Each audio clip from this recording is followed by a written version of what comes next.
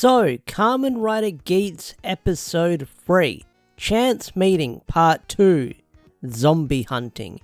So, this episode I really enjoyed, because the whole premise of this episode gave me Left 4 Dead vibes, it gave me any kind of zombie related video game vibes going for it, but how they handle the zombies in this game with the different waves reminded me a lot about horde mode in games like Gears of War, where you gotta fight off hordes of enemies. And I'm sure there's a zombie related one out there like Left 4 Dead, Back 4 Blood and stuff like that, but hearing how this game is sectioned off into different waves, I really like that concept of the game that they're doing in this episode of Geats. And if there's going to be different related games moving forward in Geats, then I'm really going to like this show or this series moving forward with all the different game genres they can do for Kamen Rider Geats moving forward. So this episode, we're up against zombies, and it does confirm that Penguin Dude is dead. He's even out of the opening, which is crazy.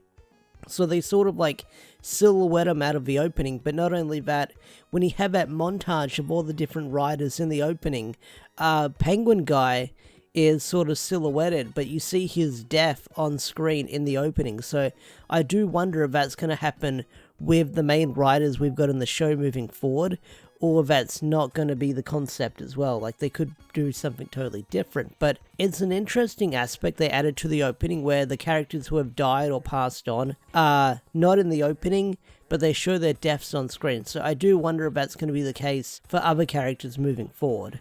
Now, in this episode, we kind of learn a couple of things about the Grand Prix rules, and we also learn some character motivations, that being Neon and Kitano. And Kitano is the panda guy, and we kind of learn his motivations, what his wish is, because we learn that he got into an accident a couple of, like, they don't say when, but he got into an accident, and it kind of ruined his chances to play basketball, because he was a really good basketball player. So he got hit by a truck, he can't play basketball anymore, so he sort of ruined that dream, and he kind of became angry at the world and angry at the people around him. So his wish, if he wins the Grand Prix, is the wish for no more humans. So he wants to wish for no more humans. So he's got that angry emo boy wish where he wants no one around anymore. Which I do wonder if that's going to change moving forward. He's going to change that wish eventually. But the dude is one of those angry riders that hates everyone and everyone around him.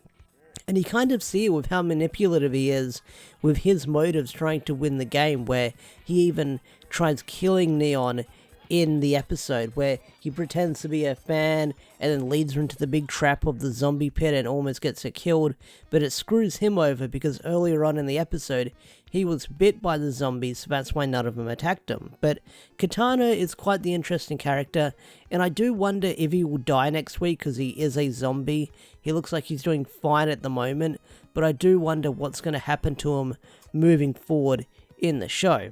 And then we've got Neon, and although Neon appears as the girl character that is the streamer with 10 million views, the YouTuber with 10 million views, we kind of learn where she comes from, and she comes from this very rich and strict family where she's not allowed to do anything, not allowed to date, not allowed to see her friends, anything like that.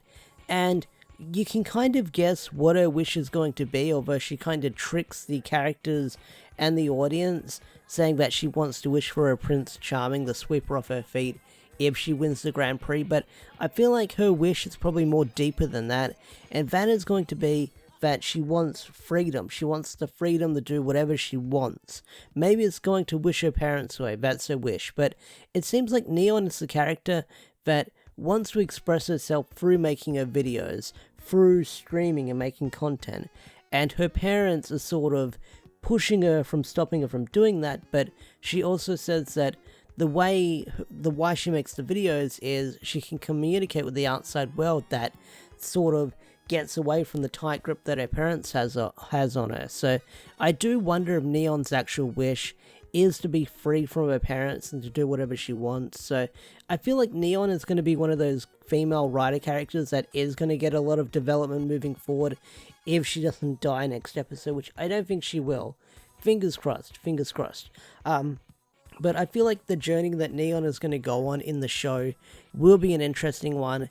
And although she's the girl character and can be a little bit annoying sometimes, I can't wait to see where this character's journey goes moving forward and what will happen to her in the next couple of episodes. Like, anyone can die in this series, and it almost seemed like Neon was going to bit the dust several times in the show because she's not much of a gamer and she didn't even know how to kill the zombies during the game.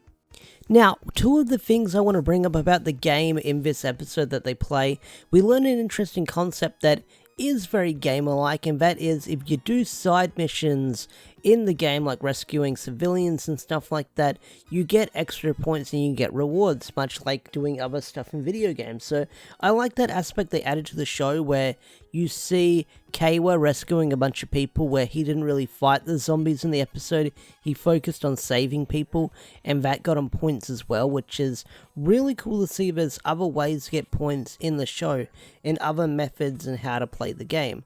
But we also learn from Samori, who is an enigma of herself, and I do wonder if this character is a villain, is a hero. It's hard to say about this character with what's up with her, because she's so mysterious, and how she dresses in that sort of black and white half and half outfit is also a big mystery. So I do wonder if she's going to be a writer, is she going to be the villain, is she the true mastermind behind another mastermind? It's hard to say. But anyways, at the start of the episode you see Keiwa making a video diary, and Samori just appears in his room and gives him a warning saying that he's almost breaking the rules. And one of those rules is you can't tell anyone else who is not involved in the game about the Grand Desire Pre. If you tell any other third parties that aren't involved in the game, then you'll be removed from the game. But also with the subs I was watching, they said you'll be forcefully removed from the game. So that means they're probably going to take you out back and shoot ya. So that's an interesting aspect as well, which again, Gantz vibes right there, where in Gantz you couldn't tell anyone about the game or your head would explode. But again, like, Samori is such an enigma, and I feel like I can make a theory or two on her with what the heck is up with that character and what she's about, because how she's portrayed in the opening where she raises the gun up to Geats, and there's a lot going on with that character that I hope we discover later down in the show. But speaking of Geats and Buffer in this episode, two characters I haven't talked about, they had a bit of a competition in the episode as well, where they tried to see who can get the most points in each wave. And in round 1, Geats got the most points, so he took away the zombie buckle from Buffer. So we got to see the zombie form for Geats, and I gotta say, it looks really freaking cool. I liked it. I really liked it. And it left Buffer with the water pistol. But there's also Buffer within himself, where Panda Guy asks him, hey, why do you hate this Ace guy so much? And Buffer just responds with, all Kamen Riders are my enemies. So we can see this rivalry between the two characters, but we can also see alliances forming between other characters. So I do like how every character is sort of forming an alliance. There's some characters that are going to be more deceptive than other, and other characters have their own motivations. But Buffer is just basically the angst guy at this point, more angst than the Panda Guy. And again, he's got the really cool suit, the buffalo suit.